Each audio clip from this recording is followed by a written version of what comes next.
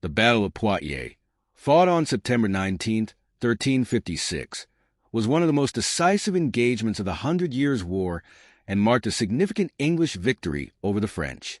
It was the second major battle in the conflict where the English forces, led by Edward the Black Prince, son of King Edward III, defeated a much larger French army, further solidifying England's position in France. Background and prelude to the battle. By 1356, the war had entered a crucial phase, with both the English and the French jockeying for control of territories in France. Following the success of the Battle of Crécy, 1346, the English had gained significant ground in northern France, and Edward the Black Prince led a series of successful raids through French territories. In 1356, the Black Prince, continuing his campaign in southern France, moved with his army to the region near Poitiers. The French king, John II of France, John the Good, gathered an army to confront him, hoping to recapture lost territories and gain a decisive victory. Despite the size of the French army, which was believed to number around 20,000 to 30,000 soldiers, John's forces were poorly prepared for the tactics employed by the English. The battle. English positioning. The English forces, numbering around 6,000 to 8,000 men, were heavily outnumbered but held a strong defensive position.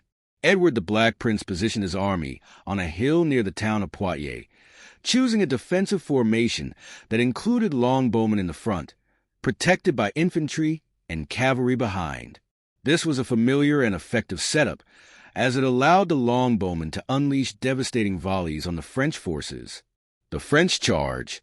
The French launched multiple attacks on the English position, but their cavalry charges were poorly coordinated and hampered by the narrowness of the battlefield.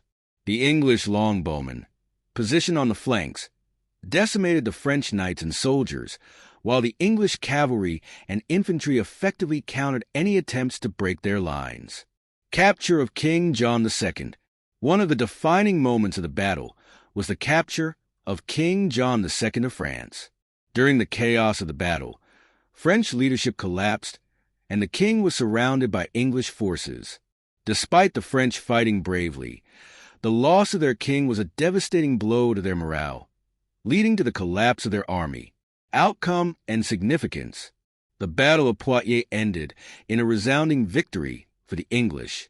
The French suffered heavy casualties, with thousands of soldiers killed or captured, and the capture of King John II was a monumental blow to the French crown. French defeat. The French were left demoralized and in disarray after the battle. Many of the French nobility were either killed or taken prisoner, weakening French morale and military capability. Impact on the war. Following the battle, Edward the Black Prince's victory further solidified England's position in southern France. The French king's captivity led to a period of political instability in France, as the French court struggled to negotiate his release. In the following years, the Treaty of Bretigny, 1360, was signed, which ended the first phase of the Hundred Years' War and resulted in significant territorial concessions from France to England. Legacy of the Battle of Poitiers. The Battle of Poitiers had long-lasting effects on both the English and French sides in the Hundred Years' War. For England, it was a symbol of military dominance, with Edward the Black Prince emerging as a hero and strengthening the prestige of the English crown.